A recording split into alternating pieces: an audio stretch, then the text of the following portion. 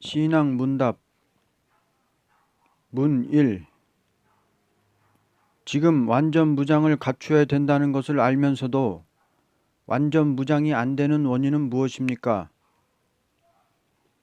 완전 무장이라는 것은 누구나 다 가지고 싶은 마음은 있을 것입니다. 그러나 완전 무장이 되는 일에 그 요소를 바로 알아야 할 것입니다. 첫째, 완전 무장은 하나님께로 직접 받는 종도 있고 또는 완전 무장을 받은 종을 통하여 받는 종도 있을 것입니다.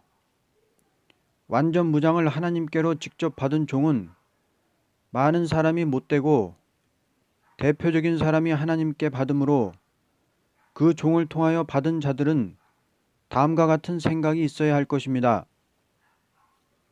하나님께서 완전 무장을 시킨 종을 통해서 내게도 그 무장이 먼저 받은 자와 같이 된다는 것을 믿고 자기가 독립적으로 무엇을 따로 연구해 보려는 것이 없어야만 될 것입니다.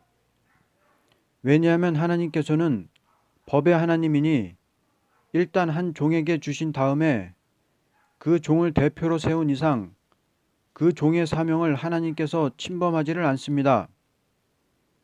예를 든다면 군대 훈련소에 훈련소장을 세운 이상 그 소장을 세운 대장이 소장에 맡은 일을 가서 자기가 하려고 하지는 않을 것입니다.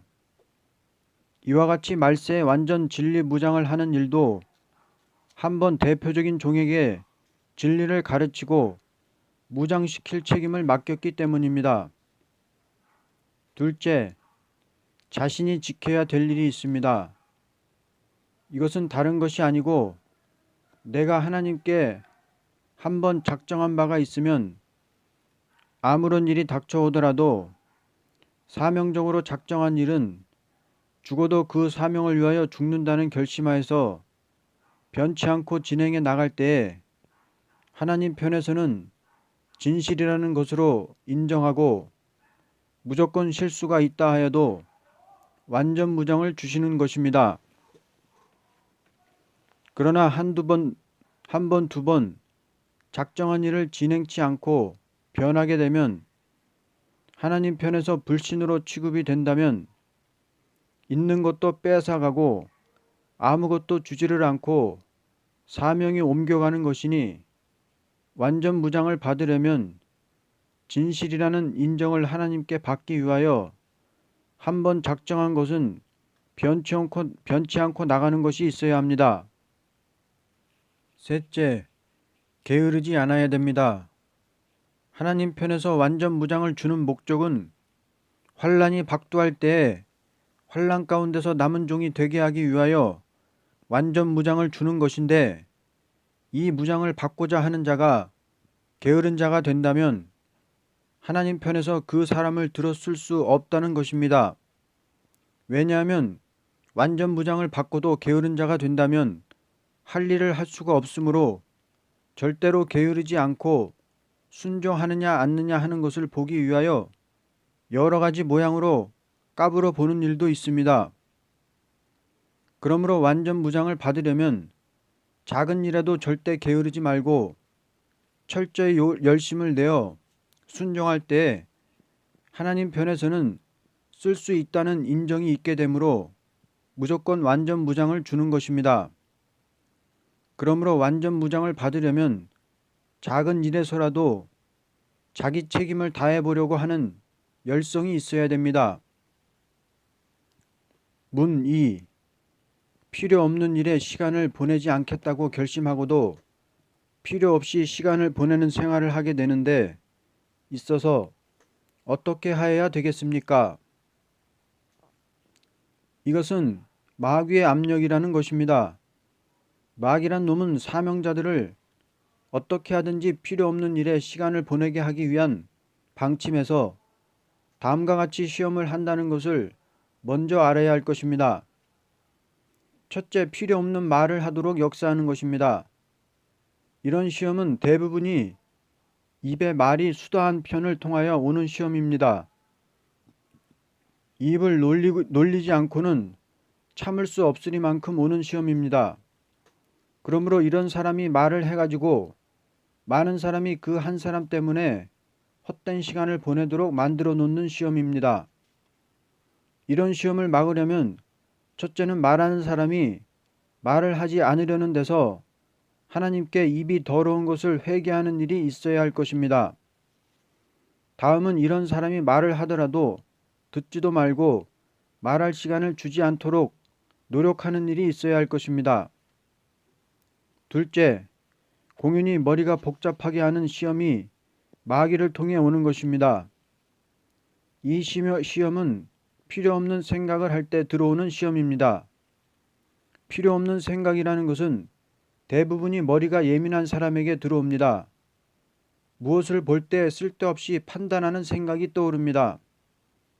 이러한 자의 쓸데없는 판단으로 많은 사람이 참된 종을 의심하게도 되고 또는 필요 없는 생각들이 들어오는 일이 있게 되므로 한 사람이 머리가 복잡해져서 시끄럽게 되면 다른 사람들까지라도 다 시끄럽게 되어서 공연히 쓸데없는 생각 때문에 기도도 안 되고 말씀을 들어도 은혜가 안 되고 공연히 시간만 보내게 됩니다.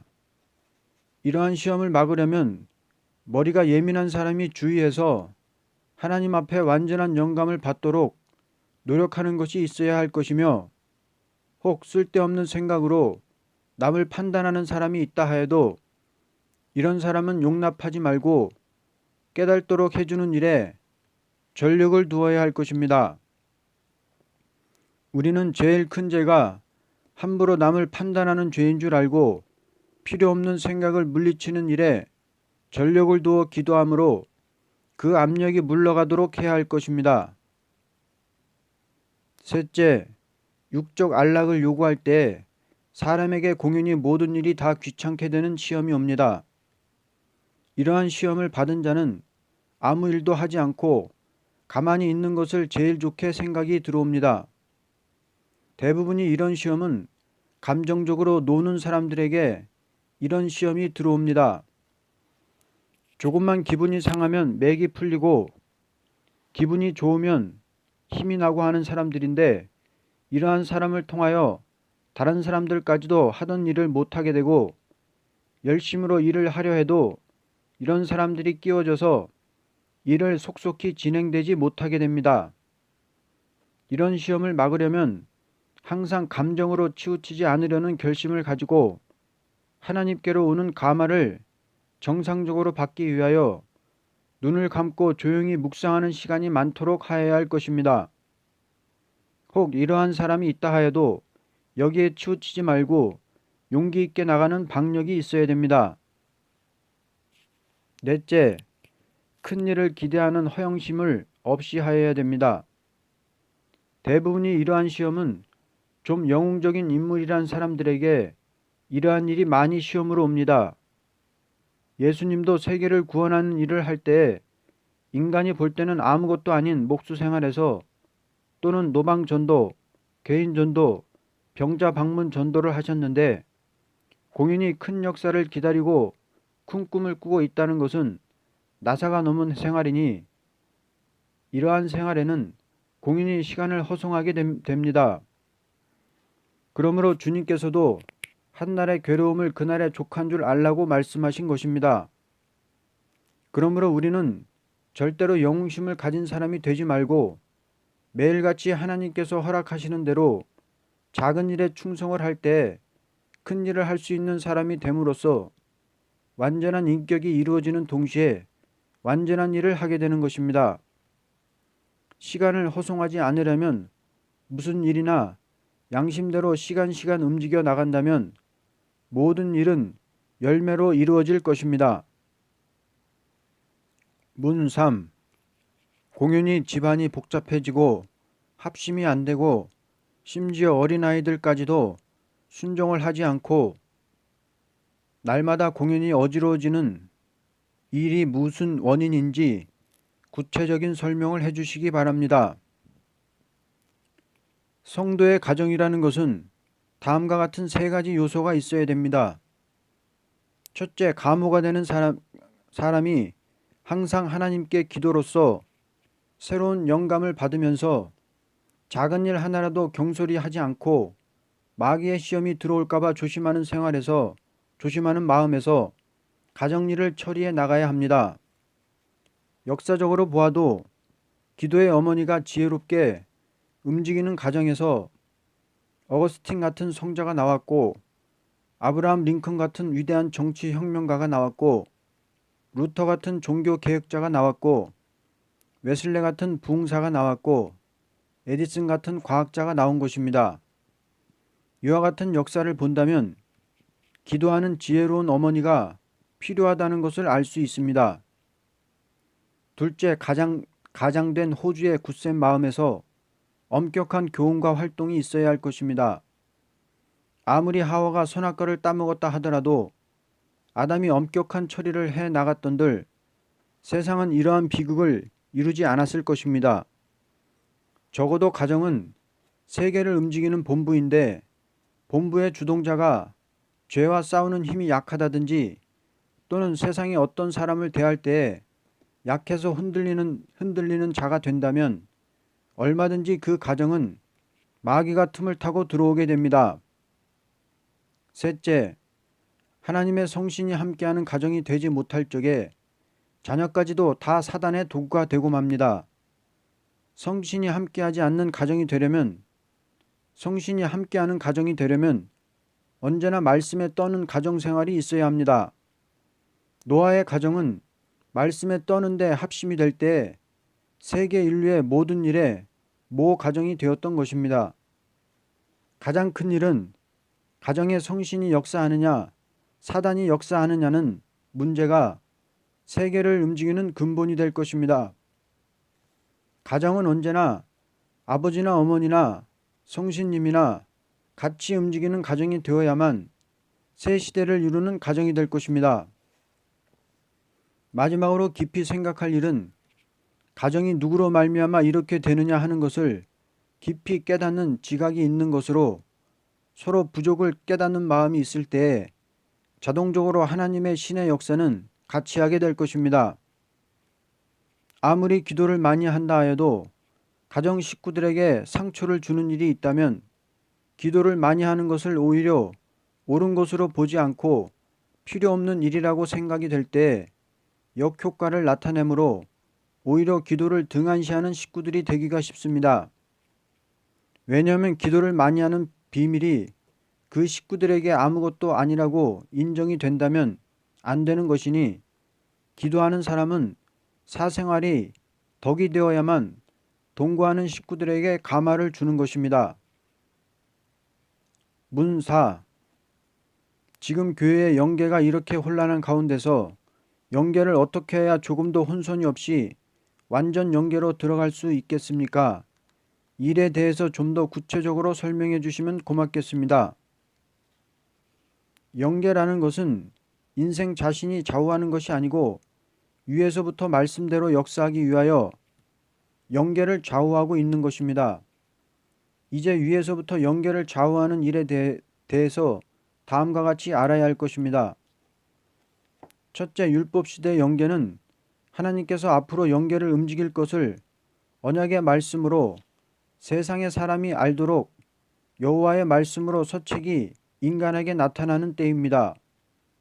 그러므로 그때는 말씀 하나를 정확히 인간에게 알도록 기록해 놓도록 하는 것을 목적했기 때문에 은혜를 나리는 일이나 교회가 확장되는 일은 있지를 않았고 다만 선지들에게 여호와의 신이 감화해서 그 시대의 선민에게 경고의 말을 하는 동시에 완전 개혁의 다림줄의 진리가 인간에게 완전히 전할 수 있는 문서를 성립시킨 것뿐입니다. 그러므로 그때는 영계가 복잡한 일은 없고 선지들이 고독을 느끼고 핍박을 받은 일이 있습니다. 둘째, 신약시대에는 하나님께서 선지시대에 예언한 말씀을 이루는 역사를 할 때 첫째는 마리아 한 사람에게 성령으로 잉태를 이루기 위한 목적에서 역사했고 예수님이 30세가 될 때 요단강에서 침례를 받고 물에서 올라올 때 성신이 예수님께 비둘기같이 강림하여 역사하므로 예수는 하나님의 아들이요 만민의 구주라는 것을 이적과 표적으로 나타나서 완전한 복음을 만방에 증거할 수 있는 증거가 예수 행적으로 나타나게 되었습니다. 그러나 그때에도 일반에게 성신의 역사가 나리는 때는 아니었습니다. 바리새 교인들의 박해가 있었지만 영계가 혼란한 일은 없었습니다. 이때는 예수님 한 분이 역사하다가 충성된 증인으로 십자가에 못 박혀 죽고 3일 만에 부활하여 40일 만에 승천하시어 10일 만에 성신이 강림하여 일어난 그 역사는 죄로 말미암아 죽은 영들이 회개하고 중생을 받는 역사였습니다. 그러므로 기독교 역사라는 것은 내려오는 중 중생의 역사가 강하지 못하고 속화되는 때에 그때그때 중생의 운동을 일으키는 영계에 신령한 사람이 나타나서 기독교가 없는 지방으로 새로이 개척을 하는 역사가 있게 되어 세계적인 대종교를 이룬 것입니다. 그러므로 기독교는 지금까지의 큰 혼란이 있은 것은 아니로되 약한 데서 다시 강하게 일어난 것뿐입니다. 셋째, 현재의 영계 혼란이라는 것은 인류 역사상 없던 혼란이라고 봅니다. 지금은 하나님께서 성경대로 마귀 권세를 개방시켜 기독교를 시험에 부는 때라고 봅니다. 왜냐하면 지상 왕국을 이루는 역사는 마귀 권세를 개방시켜 모든 사람을 시험해 보고 시험을 다림줄에 진리로 이긴 사람에게 지상의 안식 축복을 주기 위한 선한 방법이라고 봅니다. 그러므로 우리가 이 혼란한 영적 미혹이 오는 때에 다음과 같이 함으로 올바른 영감과 신앙의 노선을 감으로 진노의 날에 남은 종이 될 수 있습니다. 첫째, 완전한 권세의 영감을 받아야 합니다. 이날까지의 역사는 죄인들에게 무조건 주는 은사의 영감이었습니다. 왜냐하면 은혜 시대에는 죄로 말미암아 죽은 영혼을 살리는 역사이므로 은사 영감이었으나 핏값을 갚는 심판의 다림줄의 진리의 영감은 권세의 영감입니다. 이것은 진리를 따라서 영감을 주기 때문입니다. 은혜 시대 진리는 속죄 운동의 영감이요 진노의 날의 영감은 심판 권세의 영감입니다. 그러므로 지금은 심판의 다림줄의 진리를 따라 오는 권세 영감을 나리는 것을 하나님의 인의 역사라는 것입니다. 이 역사는 심판의 다림줄의 진리를 따라서 오는 역사이므로 어느 종이나 이 진리를 완전히 전할 수 있는 사람이 될 때에 일어나는 역사입니다. 그러므로 누구든지 이 진리를 위하여 싸우는 사람이 될 때에 이길 수 있는 권세를 주는 것입니다. 둘째, 말씀에 떠는 심정으로 싸워야 합니다. 마귀는 얼마든지 말씀을 혼선시키는 일을 할 수 있는 권세를 받고 나오는 것입니다. 그러므로 마귀를 없애는 심판의 다림줄의 말씀 권세가 아니고는 도저히 마귀의 흑암 권세를 물리치고 나갈 수 없습니다. 이것은 하나님께서 심판의 다림줄의 진리를 가지고 종들을 하나 되게 하는 역사이므로 어느 종이나 말씀이 혼선되면 다 흑암에 떨어지게 되는 것입니다. 셋째, 완전 개조의 인격을 받아야 됩니다. 은혜 시대는 몸은 흙으로 돌아가고 그 영만은 중생받은 시간에 지옥을 면하게 되는 역사이므로 몸이 완전 개조를 받을 필요조차 없습니다. 그러나 이 몸이 살아서 변화승천할 때는 마귀의 흑암을 뚫고 나갈 수 있는 몸으로 신창조적인 개조를 받은 자만이 환난에서 남은 종이 될 수가 있습니다. 그러므로 하나님께서 강권 역사가 하나님의 종들을 완전한 인격을 이루어 주므로 완전 승리의 열매를 맺는 종이 되게 함으로써 재림까지 초대교회를 지키게 합니다. 끝으로 알아야 할 것은 이 역사는 모든 사람이 다 직접 하나님께로 받는 것이 아니고 대표적인 사람에게 완전 영감, 완전 개조, 완전 변론의 역사가 임함으로써 모든 종들이 다 그 종의 역사로 말미암아 하나같이 승리하는 단체를 이루게 됩니다. 예를 든다면 큰 전쟁이 났는데 전쟁을 지휘하는 대장에 의하여 모든 군대는 승리를 이룰 수 있는 한 단체가 이루어지는 것과 같습니다. 아멘.